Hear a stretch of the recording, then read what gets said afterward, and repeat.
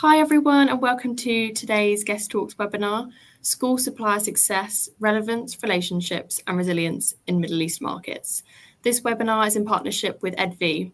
Together we're empowering K-12 education businesses to succeed in the dynamic Middle East markets. This collaboration enhances the guest experience by connecting vendors with EdV's expertise in market entry, localization and scaling operations. This panel discussion brings together buyers, investors, and education leaders to share more actionable insights and strategies for success. So if you want to find out a little bit more about this, you can click on the pop-up here. It'll just come up onto your screen. Before we delve into the discussion today, if you are interested in showcasing your solutions at Guest to Buy, which is taking place on the 11th to the 13th of November, so just under a month away now, then don't miss your chance to connect with our sales team. So we'll have a second pop-up appear on your screen now with all of the details. You can reach out to the team about booking a stand and secure your spot at the region's leading education event. Throughout this session, you'll see on the right-hand side of your tab there is a Q&A area. So please feel free, send in all your questions, and the panel will aim to address as many as they can at the end of the panel discussion. Now I am pleased to hand over to our moderator, Rebekah. So over to you. Thank you, Millie. We're joined this evening by a distinguished panel, I must say. So starting with Sir Christopher Stone, who has enjoyed a distinguished career in education, spanning over 40 years, a respected and experienced teacher, head teacher, CEO, and government advisor. His outstanding contribution to education has been recognised with a knighthood, 2 honorary doctorates for services to education. Sir Chris has provided leadership support to schools and education systems in many countries, led a large multi-academy trust in the UK, and was Global Chief Education Officer for GEMS Education, based in Dubai, prior to his current role as Chief Academic Officer at Emirates International Schools. Dr. Pablo Fetter has participated in the world's largest education transactions, including TA Associates' investment into Inspire Ed, the sale of Cognita, and the reshuffle of GEMS private equity investors. And his background in private equity and venture capital includes multiple senior executive positions. Among his current board appointments, he is chairman of the Human Resources Committee of RAC Academy Ras Al Khaimah. Prior to founding Clue Education, Dr. Pablo was CEO of Capital School, King's Education and GEMS Africa, and commercial director and head of investments at GEMS Global. Phil Redhead is a recognised education futurist with extensive experience in education transformation and technology implementation across the MENA region. He has led digital strategy and edtech initiatives for major entities, including GEMS Education, Emirates Schools Establishment, and Tatweer Educational Technologies Company.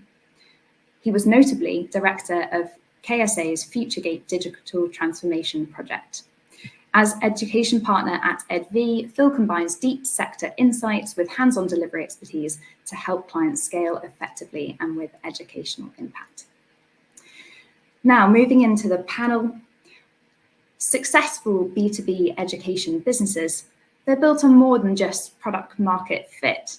Now, before we explore that in further detail with our panelists, I want to briefly set the scene in terms of what makes a product relevant to a school's market. The inception point for most, if not all products, is identifying a problem. That is, after all, why we call them solutions.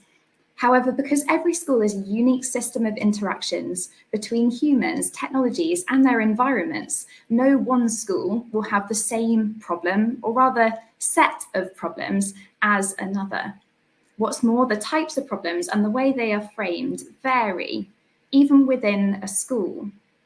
As problems are set in the context of a school and potentially a school group, they're also set in a political education landscape, governed by national and possibly district level laws and policies. Now, we might call this, or a set of these, a school's market. Underpinning this panel discussion is the premise that schools have challenges that they're working on and they can't solve them all themselves. So they might look to external partners for a product that helps to resolve their problem or challenge. Unless specified otherwise, we're using that term product here in general terms. A product could be a service, such as professional development. It could be software, or indeed material goods. While lots of products claim to be solutions, they're only solutions if they solve a specific problem or set of problems for schools. Among our panelists, we have a wealth of experience in making purchasing decisions for schools and across school groups, as well as helping school suppliers establish market fit and plan for long-term success. Phil, EdV successfully supports education partners to enter and scale in new markets. So could you tell us more, please, about this framework that you call the 3 Rs and its importance for school buyers? And what we mean by school buyers is those people who are making decisions about purchases in and for schools. Thank you, Rebekah. So the 3 Rs are the foundation of a framework that we've developed at EdV that we use to help our schools and partners to craft and execute strategies that solve real problems, as you said, and deliver sustainable impact. So the aim is to create congruence to deliver that sustainable impact. Starting with relevance. So relevance, again, as you said, is around identifying a problem. Does the solution solve a real problem? Is it a value add? You know, it could be a problem, not necessarily a problem, but a value add in terms of something that a school didn't realize could be done, but actually does add value to the operations across teaching and learning or management or operations. It also entails whether it's culturally relevant, market appropriate in terms of the curriculum, the price point, and so on. We know, especially in this region, you just can't take risks and you have to know your customer. There are different contexts even within the region and between Emirates and between the different countries in the GCC. So that KYC aspect is absolutely critical, and that comes into the relationships element as well. If it's a technological solution, have we got the data security covered off, the hosting, the regulatory environment around the technology, and so on? Again, you know, there are many risks around that need to be eliminated before we go to market. And also around onboarding, in terms of getting the solution up and running in a school, especially if it's a technological solution, does the onboarding process, is it easy for schools to manage? Can you help them through it? It should slip seamlessly into what the school is already doing. So does it match the processes? Can you build upon the processes and leverage those processes that the schools already have? Then moving into relationships, this is around, number one, authenticity. The relationships have to be authentic. So it's around looking, you know, credibility with humility, doing the stakeholder analysis, knowing who your customers are, because there will be more than one even within an organization, finding out what the decision-making process is, being agile to build new relationships because people come and go, and, you know, positional power shifts within organizations over time as well. So to an extent, people buy from people. So getting to know your customers at a personal level, making sure that those customers and those people are convinced by your authenticity in terms of your philosophy around it. And this is what takes us into the resilience around, are you committed to this? Are you committed to the relationship long term? So that starts with not the strategy, that will come later, but are you committed in terms of your values behind the company, behind the product, behind what you're doing as an organization? So that's what we call value-led resilience. It's kind of the philosophical resilience behind it. And then that feeds into, have you got the strategic resilience? Are you committed to the market? Is your strategy around more than just one event? And you know, events like the GESS show are absolutely fantastic. And I would always recommend that is an anchor point in any strategy. I've been a big supporter of GESS, and contributed and participated over many years as a buyer and as a consultant as well. But there has to be a wider strategy as well. So that feeds into the resilience. And the last part of the resilience point is the financial resilience, because with all the best will in the world, the values are right, the philosophy is right, the product is fantastic. We know there are a lot of companies out there, especially in the startup world, that have great products but fail because they don't have the financial resilience.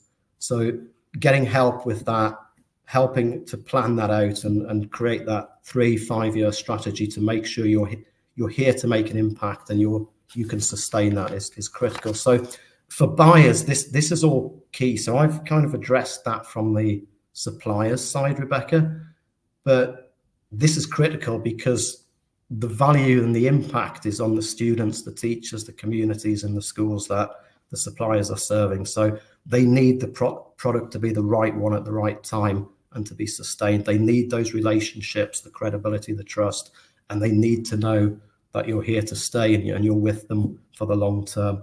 And that's what the model is. I would just say, there are 2 key points to make before I finish on this part. The first one is, this is, and you covered this off in your introduction, Rebekah, this is different for every product, for every supplier, right? And that's why we work with our partners to nail what that congruence looks like, what this model looks like for them, and to unpick and unpack the complexity. And the other one is, even for a single organization and a partnership with a school, it's fluid. So the model, that changes over time as well. And that comes into the resilience. So creating congruence, sustaining congruence, delivering value and impact. That's what the 3 R's are all about. Thank you. Yeah, so just a reminder for any of us that have forgotten what the title of this webinar is. We have relevance, relationships, and resilience. And Phil, you've given us some sort of sub levels to particularly that resilience aspect in terms of value-led, strategic, as well as financial resilience that we'll come back to as we go through the webinar. So shifting now, you mentioned that you're sort of approaching this with your suppliers or supporting suppliers hat on. And I'd like to pose a question to Sir Chris, please, from your perspective as a buyer. I'm sure you've had situations where you've been perhaps felt inundated with suppliers contacting you about what they think is going to be the solution to your problem, or perhaps they think that they know exactly what your problem is. But I feel like if we take a step back from that and think about problems in schools, challenges, we might frame them as, how do you go about unpacking a problem once you've identified and made it, determined that it's a priority? How do you go about unpacking a problem? And then if you're thinking of bringing in an external partner, who do you approach and why? Well, I'm sitting here on this panel and I've got a huge sense of imposter syndrome, because Pablo and Phil will really know what they're talking about. People in my situation, if they're honest, aren't 100% sure what the problem is. And actually, the ones that think they know what the solution is probably don't either. And that's because that's very limiting if you think you know what the solution is, because you need to go out there to find out what the range of solutions are going to be. And then you can start to choose and decide. And what I think we tend to do, people in my situation, is we tend to network, we tend to talk to other people, and we try not to define it too much in terms of what this problem is, because this might not be the problem we're facing tomorrow. And the solution is the same as well. So we need, if we're going to end up having to convince somebody else to spend some money, we need to know there's a long-term answer out there that's going to take us forward. So if I give you a couple of examples, the first one would be, when we had the steam age, you had a great big steam engine in the middle of the building. Well, it was 25 to 30 years before they stopped putting the huge generator in the middle of the building and realized, oh, we can put it outside. It doesn't need to take up the space in the middle. And I'm looking here at QWERTY. And 100 years ago, when you were pressing and the mechanical arms were going up, you needed QWERTY to separate them. Well, this laptop I'm looking at, this iPad, doesn't look anything like that. And so we haven't moved on there. We've still got QWERTY. So that solution isn't working. And I think that sometimes we only know what we know. And the thing to do is you have to have people you work with who, like Phil, like Pablo, who you can trust and create a long-term relationship with, because they're already trying to understand where you are and work out where you're going, and then find an appropriate way of supporting that. And because people like me in education often don't have the final say on funding, it needs to be something that I really feel is going to work and make a huge difference, because then I can be passionate about it, because it's me that needs to persuade the CFO or the COO that we need to invest in that area, because it will future-proof us, it will take us forwards. So yeah, networking is important, trust is important, and a long-term relationship is important. And then we network with our own people in our own field, we share, and they start saying, wow, this is really good, this has been working for us, and actually we can see how this is going to. So you start to share, and so in the best circumstances that happens. But there are one or two other little caveats. One is that when you're in a small group, it's even more important that you network and share, because you might only have a few schools. And if you're in a big group, they'll try and do it in-house. But in-house, if you're going to create your own Microsoft, it's not going to work. There's something is better out there. So you've got to be at that bit where you're working out what's best for you, what's best for your company long-term, what's best medium term. And then you nearly always go with the people you trust, I'm afraid. So what you don't need is a salesperson. Nobody's going to get through to you cold calling.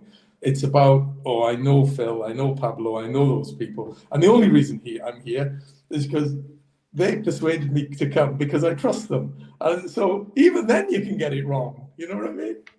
Any case, enough from me. Well, I hope you don't feel you've made a mistake by being here. We're certainly privileged to have your experience. And I think one thing that's perhaps it could be really enlightening for suppliers on this call, is to hear that you then have to, even in your position, you are not ultimately, the end of the buying process either. So perhaps suppliers on this call are thinking that, they just need to get through to the one right person. But in your experience, can you tell us a bit more about those stakeholders that are involved in the process?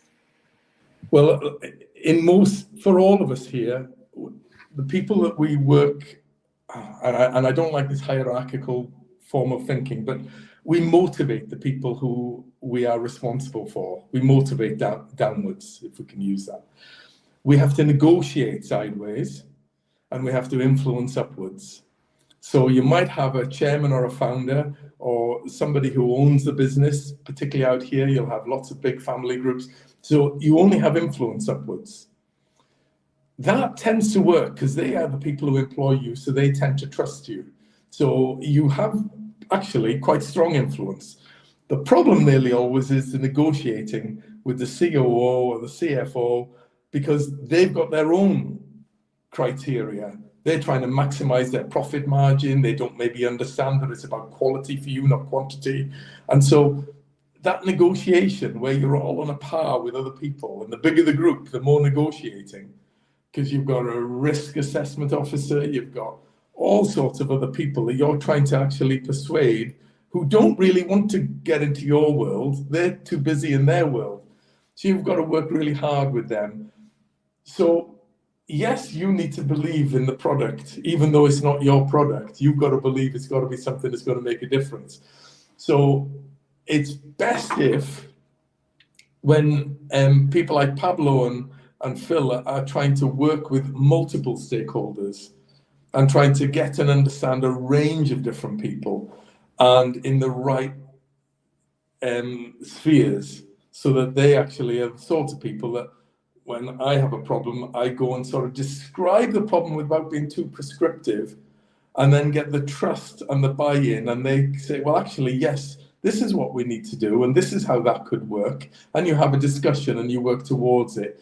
It's rare that you're going to go and pick something off the shelf and that's what you want for that. That's mechanistic, and that's not about long-term, and that's not about managing their investment for the risk and audit committee so that they understand why you're going forwards over a 3-year plan or a 5-year plan. Yeah, okay? really interesting to hear. And I'm thinking, Pablo, I think you might be a good person to come in on this and provide an alternative perspective from especially what Chris was saying there about different sizes of school groups. I know you've worked across a number of different sized organisations, and of course, you have a number of positions within that, and your financial background to draw on as well.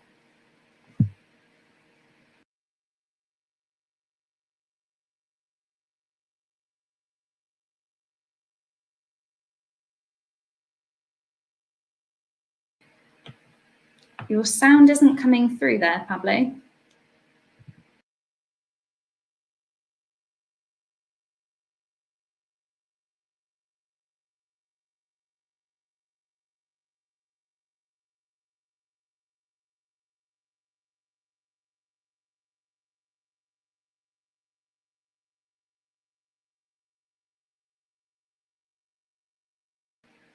No, we're still not getting you coming through, unfortunately.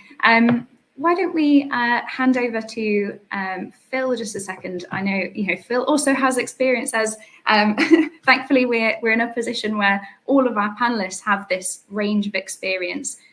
So Phil, could you provide an alternative perspective, and hopefully we can come back to Pablo in just a second.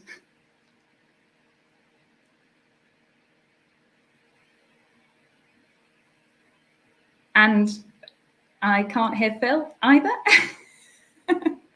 Sorry, that should be better. Yeah. Okay. So, not necessarily an alternative perspective, but what I think what Chris was talking about there, if I understand correctly, was around that internal negotiation. You've got it's relatively easy to start to find one advocate within an organisation, to establish positional power of a sort, but to help them craft that persuasive argument and help that stakeholder navigate the complexity of their own organisation is something that we can help those potential buyers to do. And we talk about the proprietor sell as well. So 3 stages of the sell. You can have a great conversation with a teacher walking past at GESS, for example, and say and a number of teachers, everyone loves our solution. They love it, they want it. Then you have the next stage, which is the commercial sell, which is around, great, you love our solution. You've looked at other solutions. You're finally clear about the problem. Although Chris is absolutely right. That's very difficult to get to, that clarity around the problem and so on. But you've made the decision, and the price is right, and you've got the budget, and you can afford. Then there's the proprietor sell. The chairman, the family, the overall, in terms of the organisation, what's the ROI for the organisation on a commercial standpoint? There might be fantastic and very clear educational value here. This will get your maths results up. This will, deliver better Arabic teaching and learning, and so on. There has to be clear value for the organisation, whether that's around enrolments, whether it's about marketing, publicity. The schools are businesses for the most part. Even the not for profits, they have to keep their enrolments up. They have to keep that quality up as well, and have that visible. So it's around helping the stakeholders, your champions. And I've done a lot of internal selling within organizations, sometimes successfully, sometimes failing miserably. And it always comes down to convincing the right number of people and the right people through those stages. Do the teachers want this? Do the end users want this? Is the commercial sell right? And then ultimately, is this adding value overall for the organisation at the proprietor level? So Chris is, absolutely right. Navigating internally, the internal business case, really tricky. And if we can help schools and organisations with that, it will bear fruit long term. It will have value for the students and families. Do you have any advice that you'd give for suppliers navigating that process, Phil? The simple advice, like Chris said, is build trust. Build trust with your champion. Help them. Like Chris said, the people above him probably already trust him because they employed him. But can we build trust among the teachers so that they trust in the process, or the administrators or whoever is below someone like Sir Chris, to help make the sale to them? And I don't like the word sale, but help convince them that this is something that will add value for them. So you're addressing all stakeholders through. So you're keeping everybody warm, you're doing your stakeholder analysis, and you're working with the right people at the right time. So it makes someone like Chris's job much easier when they come to it. They're not coming to it cold because you warmed up the whole organisation to the idea. Yeah, and I think that's not the focus of our webinar here, but it's a really important point to make in terms of what happens after the sale as well, because ultimately, if everyone is on board, that process of onboarding that, Phil, you made reference to this earlier as well, but that implementing and embedding something within a school ecosystem is made so much easier if people at every level of an organisation that are connected to the problem, if you like, or set of problems, or rather connected to what comes after that. That is made so much easier if everyone is aware through that process and can see how it will change their role, because that process of change in people's working lives is something that they really have to adjust to.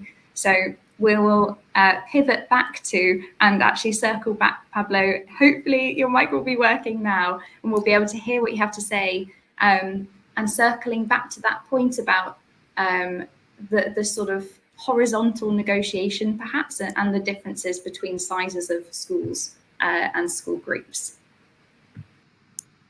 Well, I hope that you can hear me now. Yes? Oh, wow. Excellent. So thank you, Rebekah. I'm actually an engineer and have a PhD in computer science. By one of those accidents in life, I ended up working first in finance and then in education. But I have kept my my heart for technology.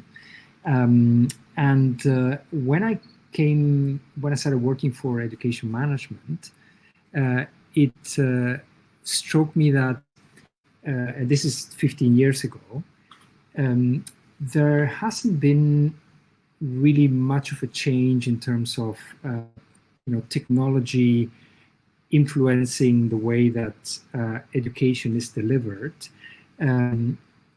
Certainly not as much as in other sectors, right? Obviously, if you go to a school today versus to the school that I went when I was a child, 4 years ago, it's the furniture looks nicer, it's more functional, more colorful. There is, a smart board typically, and you would have devices as well. But in terms of the curriculum delivery, up until COVID, there wasn't a strong penetration of technology into education, in particular K-12, and to a lesser extent higher education. And during COVID, basically the entire sector had a rude awakening and had to implement, basically move from the 20th century to the 21st century within 2 weeks, right? And that, in my observation, that has been a big challenge for schools. And that also, the education sector is, I don't want to be mean, but I wouldn't say that in general, educationalists are particularly technology savvy.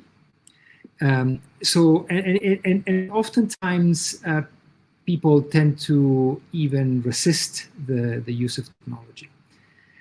So that the culture shock generated the need for people to adapt to the needs of delivering distance education, for instance, and that causes in a way saturation, I find. A lot of schools spend a lot of money during COVID in technology, and after COVID passed, there's been like a lull, so to say, and that's what I'm getting from a lot of vendors, in particular technology vendors, that they're finding a lot of resistance in education institutions to adopt new products because of this wave of products that they had to adopt a couple of years ago, right? And then we had the advent of artificial intelligence and ChatGPT, and that's become a challenge for everybody. How to use AI in a constructive way in the classroom environment. And what I have observed is that the challenges that vendors have are depend largely on the kind of product or service they're selling, and what they're selling to schools as a whole or universities as a whole, or whether they're selling on a let's call it B2C, so a B2C model whereby they sell to say individual teachers, or they sell to individual students, or they sell to the parents on a one-on-one basis, right? For instance, many schools would give teachers a certain amount of discretion to decide for themselves to buy resources that they need, and they would have a small budget, let's call it, I don't know, $100 or something like that, to buy resources as they see fit, which will then be reimbursed. If your product falls into that category, that is basically the decision can be taken by an individual teacher, by an individual actor or student, because the price is a small price. Then you have one set of challenges, marketing approaches, potential solutions, how to grow your market.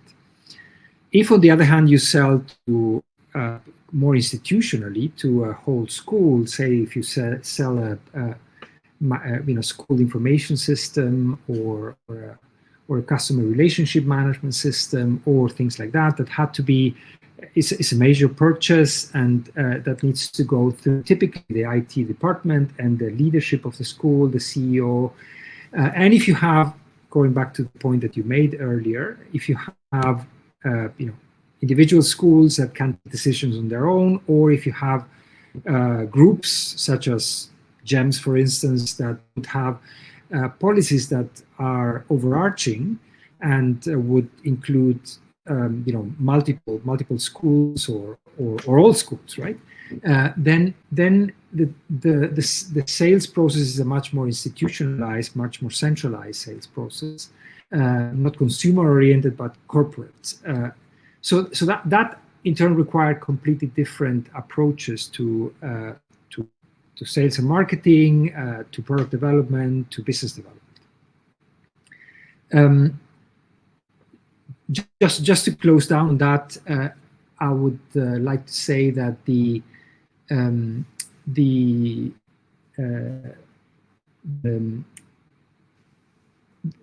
technology companies that I have dealt with oftentimes focus a lot on developing the product, and perhaps not so much in developing the market. Having market access, in particular in education, is very challenging because of the factors we spoke before. Certain resistance to new technologies, perhaps a saturation of new experiences, and for that reason, it is important to focus on marketing, focus on sales, focus on business development, much more, and perhaps not so much on product development. Obviously, the product has to be there, and the product has to, and the service has to be there, and has to be good enough.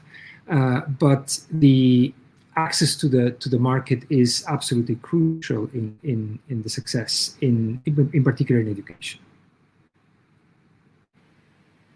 Thank you. Phil, could I ask you to comment there on building these approaches that Pablo was talking about? So towards the end there, speaking about the different approaches that are required for B2B and B2C. So I'll leave it up to you as to whether you address it towards a particular one of those, or keep the advice more general.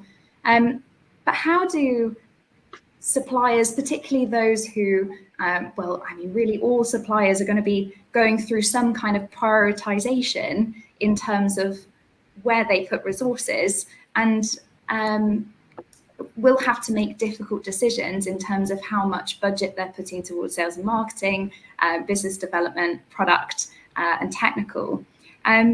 Phil, could you tell us a bit about how suppliers might go about prioritizing these things to help their market entry? Again, it comes back, I think, to working really closely with the potential buyers, with the schools, with the partners. And there's an interesting play quite often around B2B to C. So, working with the schools to buy in a particular product that they then sell on to parents and recoup some of the cost of that, or even sometimes make a profit out of that. So you take the financial risk away from the schools with that model. Now, if you're doing that, obviously you have to be very, very, very sure in terms of the buying decision if you're passing the cost on to parents. But a good example of that, I think, is the mobile phone pouches that are coming in, that are flying off the shelves because it's been mandated that you can't use the phones. The students need the phones after school to phone the taxis and the Kareems and what have you, and the parents and so on. So, but they're not allowed them during the day. So where you've got that easy decision to make, the schools need these. They're not nice to have now. So it's easy for the school to mandate and send a note out to parents, say you have to pay 100 dirhams now for one of these pouches. And parents aren't saying no because that's an easy decision. So that's an extreme example of where the model is clear for B2B to C. B2C tends to be a lot more difficult. So it does come back to, I don't want to say too much on this, so I'd like to come in as well, but it really comes down to being very clear with your partner and working closely with them around the value proposition. So how important is this to the school?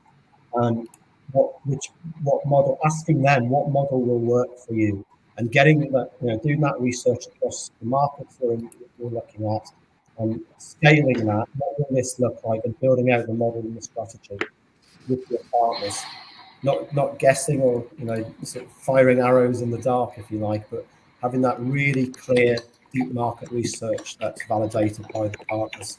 Involve them. Don't sit back in an office in the UK or the US or somewhere else thinking this might work. Go and ask the schools. Work through the model with them. What works for you and how can we help?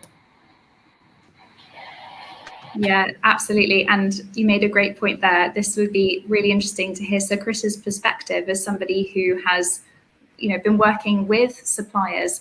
What do these relationships look like? Or, the best relationships that you've cultivated over the years, are there some maybe common features that they have? Yeah, I think so. Trust and time are the two big things, I think. I'm with a bank, I won't mention my bank, but it's October and I'm on my 7th relationship manager, which just means no relationship. Now, the guy I've got now seems like a nice guy, actually, but I didn't really get to meet the others. So, you know, it didn't do what it was meant to do. It's a little bit like when people push something they want. There's a big difference between a gap in the market and the market in the gap.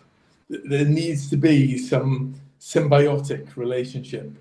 While you were speaking, I was thinking, I don't think he'd ever mind me mentioning his name, but Chris Tidy used to run Hamilton Aquatics. And there was a time when they were providing a service in our schools around swimming, and we weren't getting what we wanted, and it wasn't working for what they wanted. And what we managed to do then was to get everybody around the table and be really clear about what our vision was and what we were trying to get.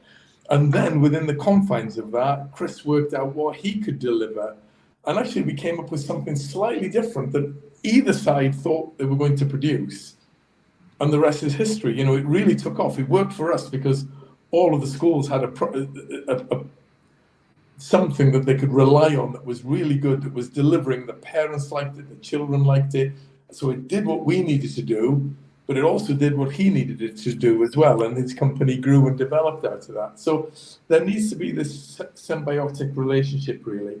And it's always easier to maintain a relationship than it is to start a new one. So I don't ever get where it is where companies then start off, they have something, and then they go hunting for something new. I understand why they have to hunt for something new. I get that. But one of their most important priorities must be to maintain the relationship with the people you've got. And the best relationships are around that. They keep their strong person with you. You still know that you've got somebody that you can go back to, and you have a connection that you know is going to be there next year and the year after. So those are the sort of things that I'm looking for, really. The other thing I think that I'd look for is, I really have no idea what tomorrow's going to look like, and the day after that even less. And they don't either. But if you're in with a relationship with the right sort of people, they help you and you help them to find out what tomorrow looks like.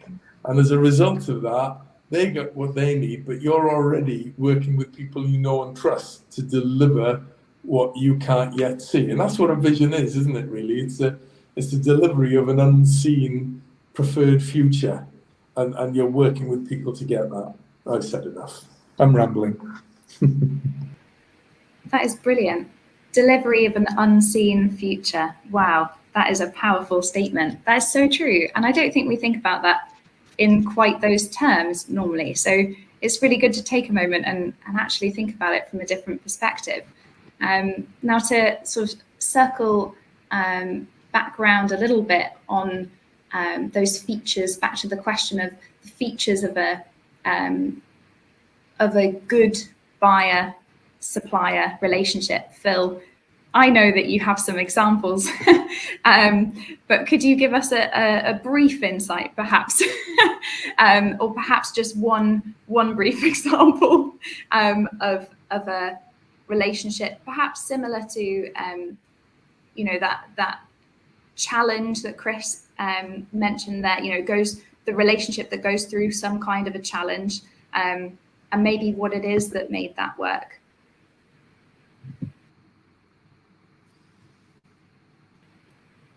We can't hear you, Phil. Sorry, my mistake. So I was involved in a lot of buying. I never signed a check. I was never that important. Still aren't. But a lot of influencing, trying to influence, and so on. So I worked with a great partner around 15 years ago who sold to me in gems. The relevance was there, so that was established. Just going back to those 3 R's, we were already very clear what we were looking for. So they had the benefit of having the right product at the right time. It was digital content to improve standards in the core across maths, English, and science for primary schools. And we did a lot of research, like Chris said. You know, you've got to look at a lot of solutions and, you know, find the right one. So we were pretty certain it was the best in class, but that doesn't guarantee success and sustainability at scale. So I was in one particular school in GEMS. This person came, showed the solution, said, right, in the research we've done, that's what we want, right time, right place. But building that relationship took time. Not with me, I was already sold, but building it, this person went from school to school, made some early mistakes outside of GEMS, maybe choosing channel partners, the wrong type of channel partner, but pivoted towards realizing actually building that school to school, keeping the top warm in GEMS as well. So when the time came, and they built exponentially by getting the champions, one school told another school, and that school told another school, and suddenly it was in 30 schools. I say suddenly, as the resilience point comes in, it took 2 or 3 years, but they didn't give up, and they started to build that team around them in the UAE as well. So bringing that local capability in as well. So you were never alone. As a buyer, I was never alone. The onboarding was so easy. Here are your logins, hardly any training needed, but when there was training, that person who talked the talk came in and walked the walk and trained our teachers and was fantastic. And in terms of enduring relationships and resilience, and again, an extreme example, that person is now one of our partners in EdV. He's the commercial partner in EdV. So one thing we haven't sort of mentioned is if you build those authentic, genuine relationships, the people you build them with move around, they move on to new things. So if you build real friendship, real trust, like Chris was talking about as well, that creates more opportunities beyond where you are today, when that delivering that future that you can't see. Those relationships are the things that endure. Technology comes and goes, solutions come and go, but the trust is what endures in the relationship. Yeah, absolutely. I suspect I sort of suspected halfway through who you might be talking about there. I think that gives us a really clear segue actually into that building that financial resilience, because Phil mentioned there aspects of resilience that are perhaps maybe codependent with, you could say, with relationships, and of course with the resilience, where you're building relationships among many stakeholders across many schools in that example. But perhaps suppliers are in a situation where they're thinking, how on earth do I keep my, how on earth do I build the financial runway, or not to put words in Pablo's mouth, but how do suppliers, do you think, Pablo, how can they build that resilience, particularly from a financial aspect, to enable them to keep going through potentially quite long processes of buying, of selling to institutions, if we focus on that B2B model? I'll be brief so that we get some time for questions.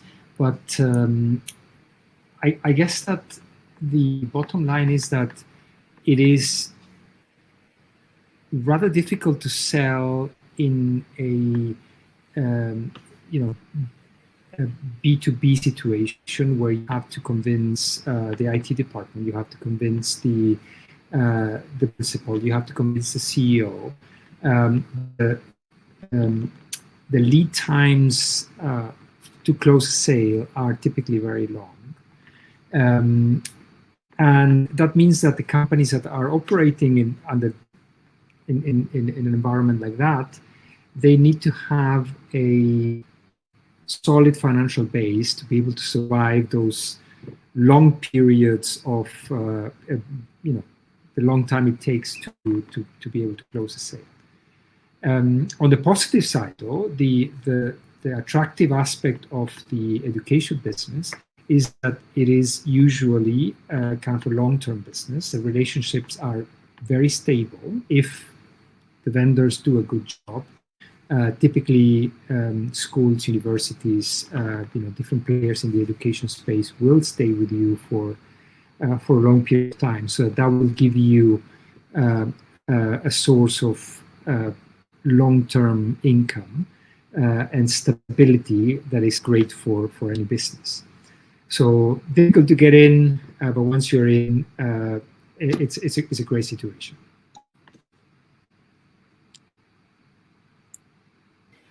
So are you suggesting that if I understood right, that you're suggesting perhaps a hybrid of models? Pablo, could you tell us a bit more about that? What do you mean by hybrid? Are you saying hybrid in the sense of B2B or B2C, or in what sense? Yeah, is that what you were saying? Were you suggesting that that perhaps suppliers who are initially looking just at B2B perhaps look at doing a mixture of B2B and B2C, or have I've misunderstood? Well, indeed, if the product service that you're providing is something that will allow for that, and I have, I'm advising, I'm in the board of a technology company for education that is doing just that, right? So they have one leg on B2B, but since that is taking a long time to close deals with schools or universities, they're also approaching the market from the B2C perspective, where they're giving basically a light product for individual teachers in this case. So and teachers can buy it for very little amounts, and which they can expense or even pay out of their own pocket, because it's a tool that makes the teacher's life much easier. So whilst they are trying to develop the pipeline of schools that buy a license for the entire school, they're also operating on a B2C basis. So that's a hybrid model that, if the product allows that, is something that can be very beneficial, because you can tackle the completely different dynamics but that both markets have, right? So if you can buy a product for, say, $199, the decision-making process is a very quick one. And if you can scale that up to a large number of users, then that can become a proper source of income for a company while they're developing the B2B channel.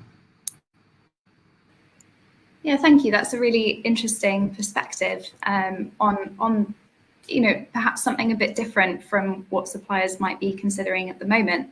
And that really depends, doesn't it, on having that relevance. You mentioned there, if a couple of times actually, you said if the product allows for it. And so it is really important, and this sort of draws together really what we've been saying throughout, that these 3 R's, the relevance, relationships, and the resilience, they're not distinct but interwoven. So you have to have the relevance to be able to take on a particular model, like Pablo was saying there. You have to have the relevance of the product to be able to establish a relationship with a school buyer, like any of the panelists have been, and Sir Chris has provided his current perspective, from the role that he currently holds there. And so in order to be that person that school decision makers like Sir Chris are reaching out to when they decide that they need to seek an external partner, you need to have that established relationship already. And we've looked at some features. Trust was a really clear theme. And Sir Chris, you also said time, of having that established, sustained relationship. Another element that's come through there is knowing your customer, as how Phil put it at the start. And that has really interwoven through of understanding school stakeholders, understanding not just that you're communicating with one buyer, that's not how school purchases take place, and actually isn't the preferred model shouldn't be a preferred model for suppliers anyway, when we think about onboarding and who's going to be using the product. And it may well not be the person in Sir Chris's position, for example, or indeed, the CFO and the CEO who are helping to make those ultimate buying decisions. We've also heard really interesting insights there on how negotiations are happening between buyers at the sort of the highest levels of school groups, and that there's these structures of influence in different ways. So drawing this all together for suppliers, it's really important that you have financial resilience. It's really important that you can show sustained commitment to a market. And that's where all of these 3 R's are so interwoven. We kind of come back full circle to where we started by saying that the 3 R's are interwoven. You can't separate out resilience and get investment or be values led without having established relationships, but indeed that's influenced by it. So in terms of exploring new markets, it might be that vendors determine that an event partner like GESS is that anchor point that they need in their strategy, like Phil mentioned before. They might even want to test the water with an event like GESS, perhaps with a smaller space on the floor to get a feel for it before they perhaps increase that investment and make sure that they are getting that ROI from their investment there too. Just as we looked at the flip side, if you like, of the ROI in the terms of the proprietor sell for schools and school groups. So without these existing school relationships, which require time to build trust and increased, albeit calculated, risk on the part of school leaders to invest reciprocally in relationships with suppliers, it can be very difficult for them to validate a product's relevance in a new educational landscape. And we at EdV, we work to bridge this gap. We connect the best solutions to the genuine problems schools are looking for external partners to help solve. And our success is built on the success of these relationships. So we're committed to bringing only the very best high impact solutions, genuine solutions, to the right partner schools. And so that's why our first step is to establish product relevance alongside building the relationships and the resilience for growth and scale. We have a couple of questions that have come through, and hopefully, Millie, you'll be okay if we can take a few of these questions. If not, we can follow up after the webinar. Is that okay, Millie, if we take a couple of questions now? Yes, should be all good. If not, I will find another room I can jump into. Thank you. So Chris, I wonder, with your experience having led a multi-academy trust in the UK and then a couple of roles in the Middle East too, have you noticed any school buying traits? So this is the question from Bethany. Have you noticed any school buying traits unique to the Middle East in comparison to the UK? And do you have any experience with sellers who are trying to provide solutions to improving co-curricular subjects? Ooh, crikey, that's a tough one. I'm not sure that I fully understand the question. So if I give the answer and it's not right, then just say it. But I think some of the things you need to have are, you do need to have some local knowledge. It's very difficult to operate in another country. So I know that, for instance, we lost a pretty big deal over 7 schools once in Malaysia. Ours was the best bid, but we didn't understand that you had to have a Malaysian local government spokesperson to join up. And we'd done everything. We were even offering more money, but we didn't have that link. And then in another one outside Kuala Lumpur, I remember that we were asked to look at a school, and thankfully I took an expert with me that I knew and that I'd got good relationships with, and he said, you don't want to buy this school because there's a cemetery just 100 meters away, and part of Malaysian culture is they won't send children to a school near a cemetery. It just won't work, no matter how brilliant this building is. So local knowledge is really important. I did like what you were saying, Rebekah, about going to the real key areas like GESS or maybe a COBIS meeting or an IB meeting.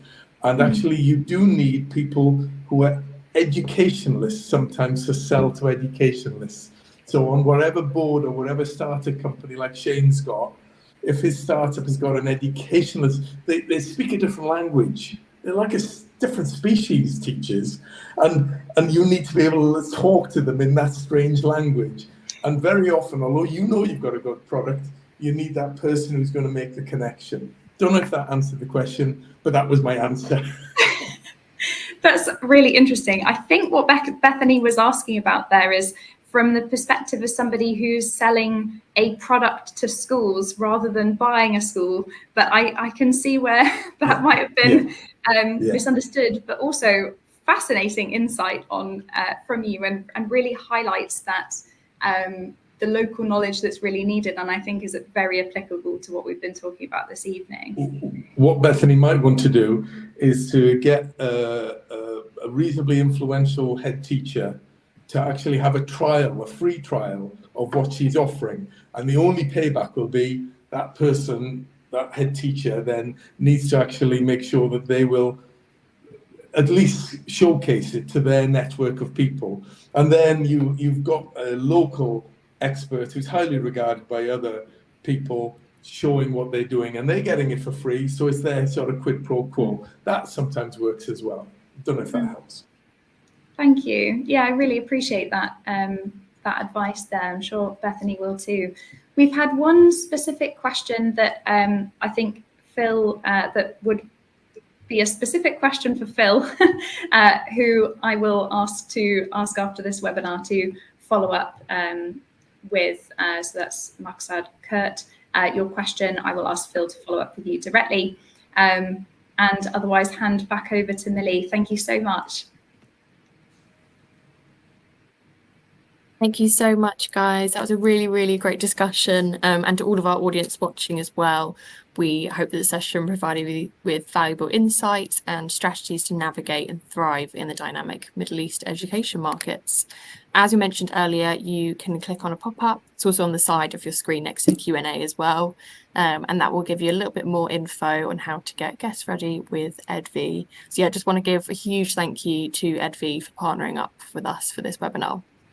Before you go as well, if you are interested in showcasing your solutions at GESS Dubai, which is on the 11th to the 13th of November, so coming up very soon, don't miss a chance to connect with our sales team. So there's another pop-up, which again is on the side of your screen next to the Q&A if you need as well. And that will just give you a little bit more details and you can reach out directly to the sales team. The session recording will be available on our GESS Education YouTube channel, as well as our GESS Education website, probably in the next day or so. But we'll also share it by email to all of our attendees and to those who weren't able to make it today. Then before you leave, you will get a feedback survey screen come up on your screen. So if you can take the time just to, it takes 30 seconds to give us a little bit of feedback. It's really useful to help us gauge, what you guys want to hear and what we can put on for you for our next webinar.